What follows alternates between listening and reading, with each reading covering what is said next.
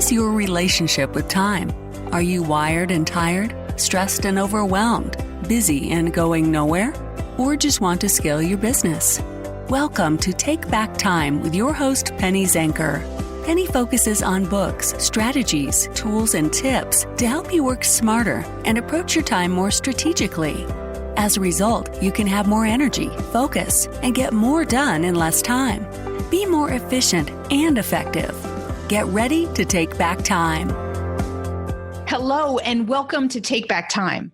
My name is Penny Zenker, and I'm your host. And today I am super excited to have Chris Danilo on with us. I ran into Chris by my need and to learn more and to hear what other people are talking about around productivity. And I found him on Medium and really liked what he had to say.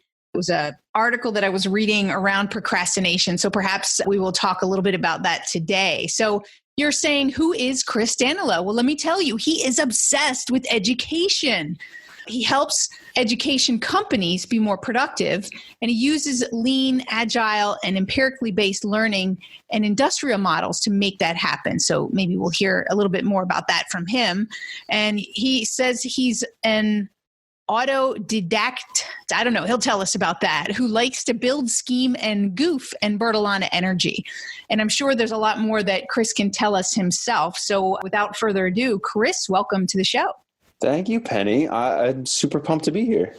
What is an autodidact? Yeah, autodidact. It's a tricky word. It just means somebody who likes to teach themselves stuff. Oh, so, cool. Yeah, well, then I'm one of those too. I like that. Yeah, go figure. There you go. I didn't even know. I especially like the goof part. So what do you do when you're goofing? Yeah, I am a person that tend to have an incredible amount of energy. I'm a person that needs a lot of movement. Mm-hmm. My mother loved this when I was a child. This was a lot of fun for her to manage. And so goofing is part of that. Goofing is one of these kind of like fun can be educational and useful too. Sort of like playtime for, small animals. Same thing, playtime with small humans. So goofing off, adventures, all these kinds of things help me kind of like maintain my sanity and feel like I can have fun and also be a super productive human being at the same time. Awesome. And it seems like you are a super productive human being. Tell me about, a lot of those terms that you use, lean and agile. So how did that come to be part of the way that you think and do things? I will tell you exactly how. So I think some people know lean, some people know agile. So I'll just break it down, as quickly as I can for people that don't. I discovered these kind of methods. Like I didn't invent all of this. I'm just like a person that finds things that I think work and then implement them. So I'm kind of good at like stealing other people's stuff and why recreate the wheel, right? That's exactly how I feel. Penny, I just literally wrote a blog post on why people should steal stuff. So anyway, I call it borrowing with pride, by the way. Yeah, but stealing is a way better headline. Right? That's true. It's a better headline. Yeah. So anyway, the way that I kind of got into this was a big problem.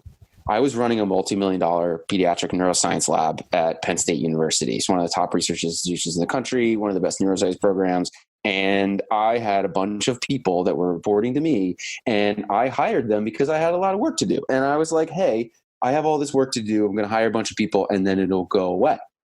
and I quickly learned my first management lesson, which was the management bottleneck. When you have a lot of stuff to do and you have a lot of people to do it, if you don't give them the skills and the knowledge to do this work, you can quickly become a bottleneck and a problem for getting all of this stuff done by deadline. So I was forced, by failing projects, I was forced to really understand how people work together and how I can create systems that help people work more efficiently with their time. And this was kind of the birth for me into like my career into making people more efficient and, systems and operations and kind of the nuts and bolts of like how we build important stuff for other people. And I, of course, discovered after getting more into the private sector, like what lean and agile are. Agile is typically used for software development. It's focused on small iterative cycles. So you're constantly releasing software instead of like these long, what are called waterfall method projects where people are like building this huge thing for a long amount of time. And then at the end, I'll give you an example. Like I used to consult for a government client, and we were building a piece of software for them. And without doing something like an agile project where you're constantly putting it in front of stakeholders, you can have an issue where, hey, we built everything to spec. All this stuff is great. We have all your features built in there. It looks great. It does exactly what you wanted. And then the government client says, this is great, but we can't use it. Right. And you're like, what do you mean? We just spent $600,000 on this. Like, it's everything you asked for. And then they say, yeah, but we're the government. We can't use this software because we use Internet Explorer 5. And none of this is going to work with that software because it's so old.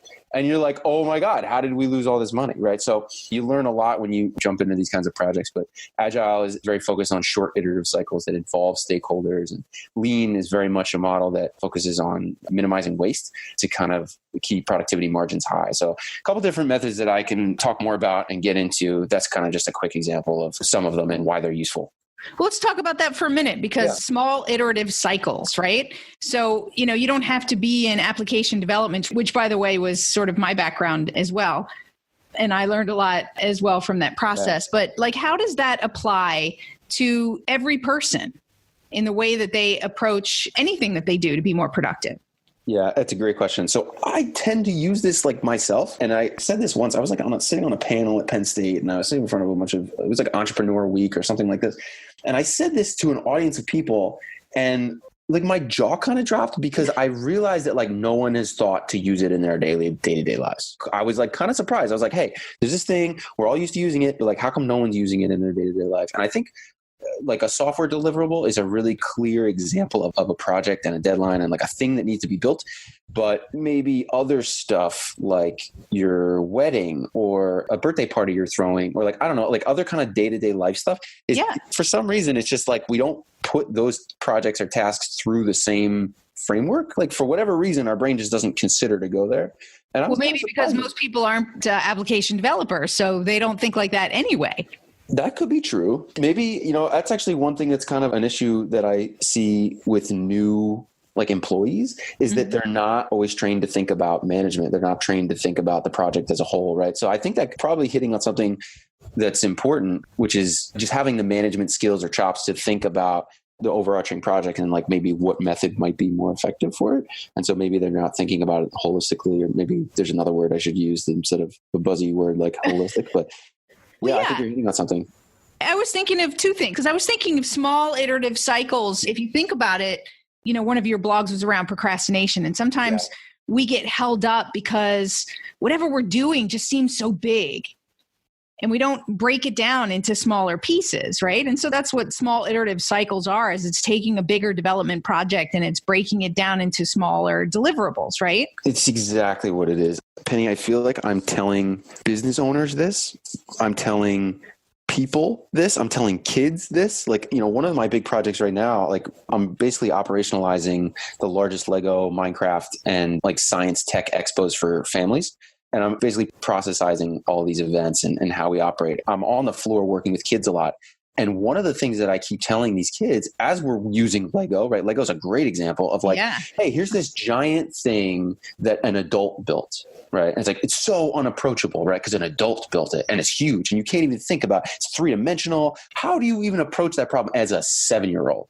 And they don't know that there's software out there that they can use to help design. They don't know that there's other people that have done it before that could show them the way. They just know that it's huge, it's cool, and they could never do it themselves. And so the thing that I keep communicating to them is I focus on one small part of it. And it's okay, how would you build this? Well, I would get these pieces, and then I have to find those, and then I have to put them together. But then I'd have to make sure that they were the right color. They try to explain okay, well, how about this piece over here? And then they can usually approach it, right? And that's kind of the lesson, which is big, hairy, audacious goals are actually, surprise, made up of small, actionable, achievable goals. And this lesson, I feel is so important to teach at all levels of humanity, right? To kids, to adults, to parents, to teachers, to business owners, to everybody. I feel I need to constantly hit people in the head with this to remind them of these things, because I feel the procrastination thing is huge. It's not always motivation. Sometimes it's just a morale issue. And I think breaking things up into small, achievable things can create momentum and increase morale. So absolutely. If you're curious about success on your project, you'll consider breaking big things into small things. Absolutely. And it puts it within your control, right? So many people who get overwhelmed with these big tasks that they're doing or projects. And one of the things that I always do is I tell them, just focus on what's next. Like you said, break it down into that next component and look at what's next. Yeah, definitely. How do you help people? Like, what's your approach when they're overwhelmed when they look at it? That's a great question because I feel like that's so common. Sorry, I think I cut you off. No, it's good. How do you handle that? How do I approach it? So the first step, like before any tactical stuff, the first step always is recognizing that you're overwhelmed and like labeling it with a word, understanding the physical feelings of what's happening and like the biology of what that feels like. Because what your brain does is it goes into panic mode, right? This is, I'm sure, yes, exactly that. Only your brain is doing it. Yes. And so it's happening on the inside, which is scary because you're like, oh my gosh, what is this? Or you might be experiencing the fight or flight response, right? Like in this new modern world, like we don't have lions and whatever jumping out to trigger this. We have deadlines and budgets and like all these other things that are triggering this ancient biological response. So how do you deal with it? And like, that's usually the starting point, right? Like, hey, let's confront this. This is a normal thing that people experience is being overwhelmed with a project this size. It's totally okay. The next thing we're going to do is talk about what's happening in your body. Your blood flow is moving into your arms and your legs. Your digestion stops, like metabolism stops, like all of these things are happening. So like understand that it's okay. You're going to have to feel the feeling. And then after you feel the feeling, now you get to make the choice, right? Now the next thing is what are you going to do about it? And that's the part where people can be a little bit more empowered and they feel like, yeah, I got through it, right? The problem is when people make decisions either in that moment or right before that moment because they don't want to experience that. But like they have to know that the first part of it is, yeah, it's not going to feel good. It's going to feel weird. It's going to feel impossible. You're not really going to, but you have to be able to start without seeing the ending. And that's like this huge kind of realization that people have to have. So if you can get people to start, it's usually easier to get them to keep going and take that second step and that third step and that fourth step, right?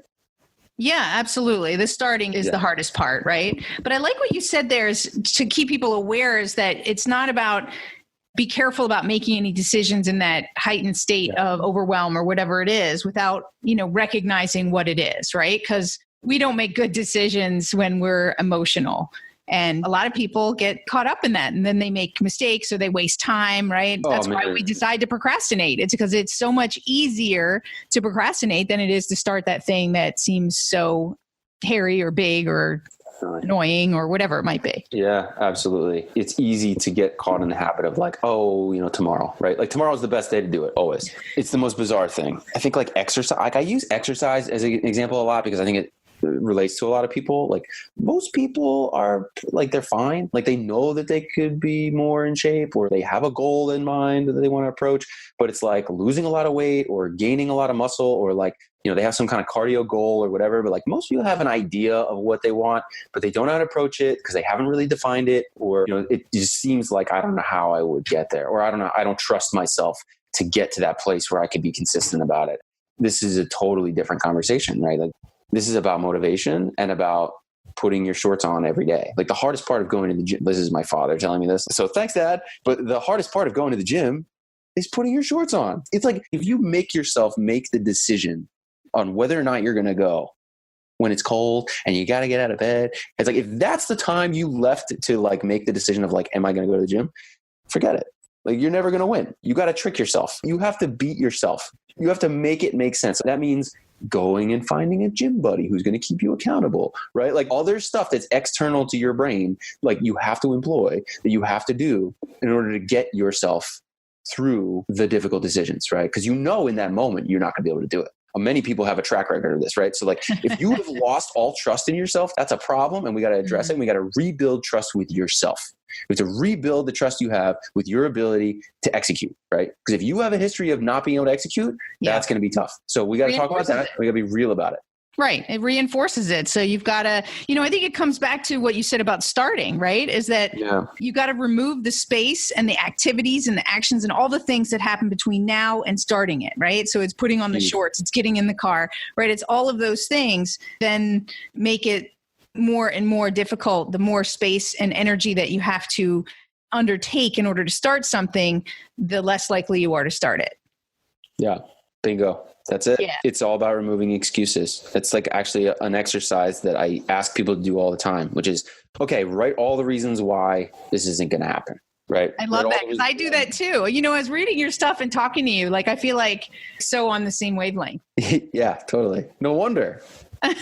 I know, right? Well, I guess, like energy finds like energy. Right. Exactly. You put that stuff out onto the internets and boom, there you go.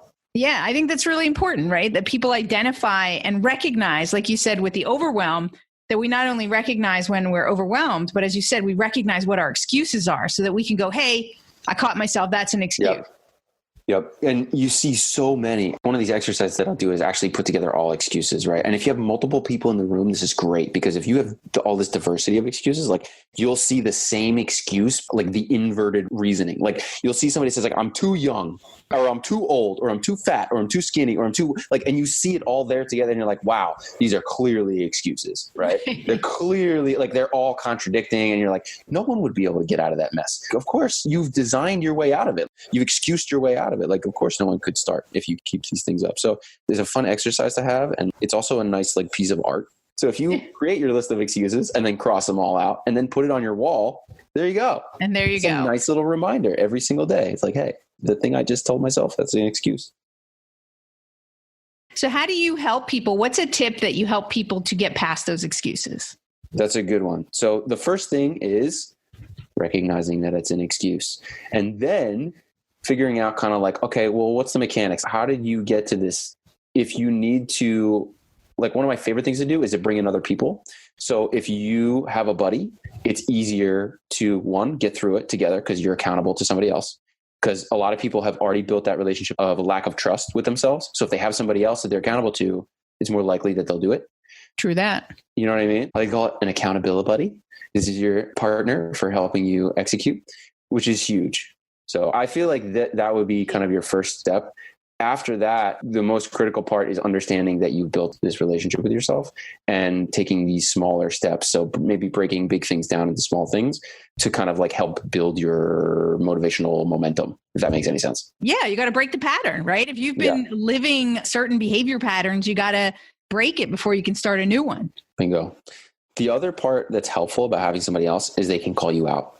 Yeah, you got to get anyone that you have in your life isn't going to necessarily work as an accountability buddy, right? You got to make sure that you pick somebody who's willing to call you out. Exactly. This is huge, right? If you're picking a person that maybe you don't trust to do that, that's like, wow, you're just enabling the same behavior, right? So it's up to you. I mean, ultimately, like the thing that I continue to tell people is, look, you got a choice. And it's okay if you mess up, right? That's another huge part of this is like, guess what? You have built this relationship with yourself of not being able to execute. After you admit that, the next thing to do is understand that you're not going to be able to fix it tomorrow. You're going to have to record the data. This is like bricks in the wall. Every time you do something that you wanted to do, it's a brick in this wall. And over time, you'll have this strong brick wall. You could say, yep, I'm sure. It's like, look how strong it is. I'm confident in my ability to execute. But the more gaps you have, the more sick days, whatever, that you miss your training, the weaker that wall is and the less confident you're going to be in your own ability. So it's really just like, it's small, everyday actions, right? Like, how do you break it down to be actionable and achievable? And the most critical part of that is like, feeling the momentum of, you know what? I have been doing this. And look at my calendar. I crossed off every day for 200 days. This is totally unlike me. I'm a new person now, right? And it takes a little while, but you have to be able to do it and you have to be able to see it, right? It's got to be to be able to see it. Yeah, I think that's really key, right? And that's why people do it. And they make the crosses on the physical calendar that they can look at, or they see a line chart. It's really important to be able to see the progress and then also to, celebrate it, recognize yourself for it. And that's another thing people have trouble doing because we're, a lot of overachievers, right? And we're just on to the next thing versus taking some time to pat yourself on the back and recognize the progress that you are making. This is huge. I can't even stress enough how important measuring stuff is. Like in every field, in science, in software, in anything, right? Like agile, I'll pick agile just because we were talking about it a little bit earlier. Okay. Agile, you don't measure projects in time. Like if you're talking about how much stuff you're going to do, what we use is points. So everybody in the room tells you, there's a couple ways to do it. One way to do it, which is very popular among software development firms, is what's called planning poker. So the development team basically says, I think this task is worth 1 point. I think it's worth 3 points. I think it's worth 10 points. We use like basically a modified Fibonacci sequence to do this. It basically just means it's exponential. So it's based on uncertainty. Have we done this before? Have we not done this before? Do we know how long it's supposed to take? Do we have people on the team that can execute it, or do we have to learn a new skill to do it, right? So how much uncertainty is around this task? If there's a lot of uncertainty, there tends to be an incredible amount of uncertainty because of all the things we didn't know that we didn't know. So then it gets more points? Yeah, so exactly. So as the scale goes up, you're not moving 1, 2, 3, 4, 5. You're moving 1, 3, 5, 10. Like it goes like that, right? Okay. So the idea is, I don't start when I'm building a new agile team. Like I don't start with actual points, because the point is not to do that yet. The point is to just get them into the habit of scoring and whatnot. So the first thing I do is actually just use t-shirt sizes, small, medium, large, extra large, like that. And then they kind of get the habit. And then from there you can talk about points. But the idea is you're not measuring on time. If you think that it's going to take you an hour to do something, it almost never takes an hour. So why are we still measuring on time? It's just not, like, humans in general are just terrible at this. So if we measure by points, I can then see at the end of a sprint, this is the period that we talk about during which we're getting stuff done. So we're saying, okay, we're going to work for 2 weeks on this project and, on this deliverable. And at the end of the 2 weeks, we're going to have this thing that's actually, we can put it in front of a customer, right? We're going to have a product that's actually shippable, right? So we get to that point and we say, oh, great, look at this. We scored 150 points and we have a metric. Now we have a baseline. And over the next couple of weeks, what happens every single time is the score goes up. Same people, same amount of time, the points go up every single time. They almost double, and then they almost double again. Like, it's crazy how fast it happens.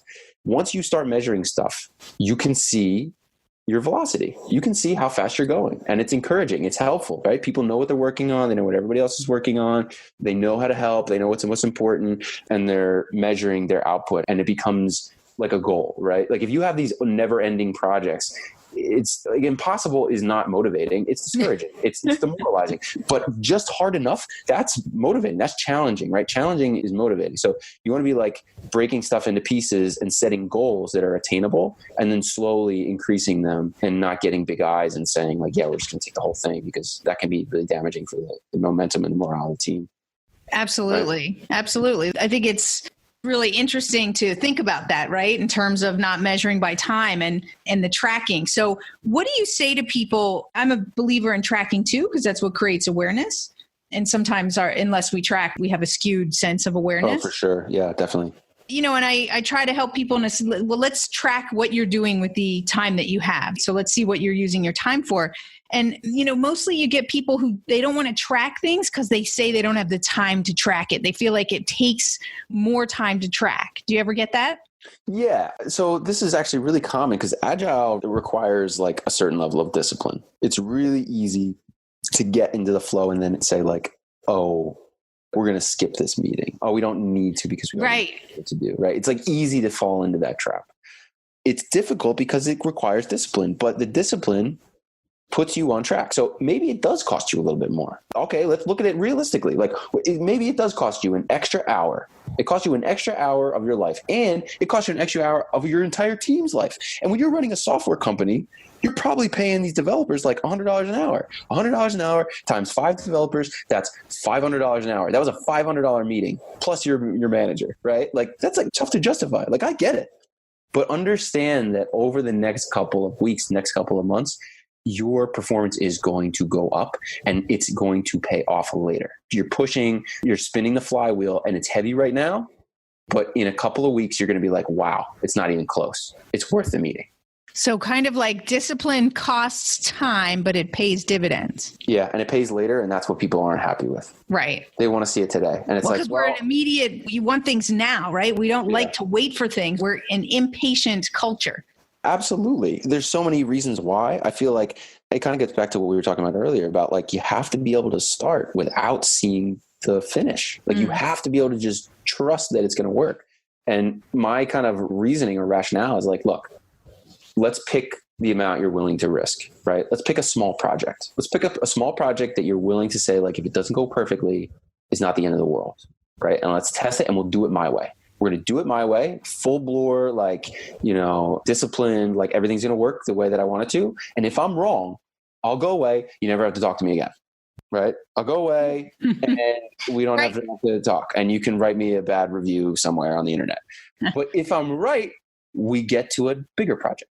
Not all of your projects, because that would be scary for you. And I get that you're a person who has a lot of responsibilities and you're answering to a lot of costs and other things that are associated with your work. But hey, how about this? We start small and then we go and build a little bit more and a little bit more. And we take on a little bit more. Go figure, same method. Awesome. This is good stuff. Well, listen, we are pretty much at the end of our time for our show, but tell us, what do you have that is coming up and how can people reach you? Yeah. So the fastest way to figure out what the heck I'm doing is chrisdanilo.com, DANILO.com. And you could go to my /now page. That's like kind of a descriptor of like what I'm doing right this second. As you may be able to tell, I'm a Derek Sivers follower. That's kind of exactly what I'm doing right this second. And then all my projects are there. The front page of my website is like my blog. So if you're trying to hear more stuff about this, that's the place to go. And that's about it. Awesome. Well, that's great. And I see that you're in the process of calibrating your BS filter here is what it says on your Now page, because I had to check it out and see what's on there. That's right. That's exactly right. It's tough, man. Like the reason with that is the information age, right? Absolutely. There's so much stuff going around. The new skill isn't being able to recall stuff or execute. The new skill is being able to tell what's true or not. What's real data? What's not real data? That's true. I think it's what's real and what's actually important. What's noise and what's actually, essential, right? What is it that you really need to be listening to and what's the noise that's interrupting you? Bingo. So Chris, everybody wants your attention, right? They do indeed, right? Whether it's marketers or, your family or your work colleagues or your community, all good things. Well, Chris, it was fantastic to have you here and talk about some of the tips and tricks. Is there any parting words that you'd like to leave the audience with? I'll tell you what, the main thing about productivity is don't do so much. Do less. Do fewer things. Less is more, right? Fewer things. Yeah. Fewer, more impactful, more important things. And tell me about them because I would love to hear about your success. Awesome. Well, thank you so much for being here. Yeah. Thank you for having me. This is a total pleasure. And for all of you listening, do check out the chrisdanilo.com site and check out what he's up to. And also follow him on Medium. He's got some good articles there that I think you'll enjoy. So we will see you in the next episode. This is Penny Zenker. See you next time.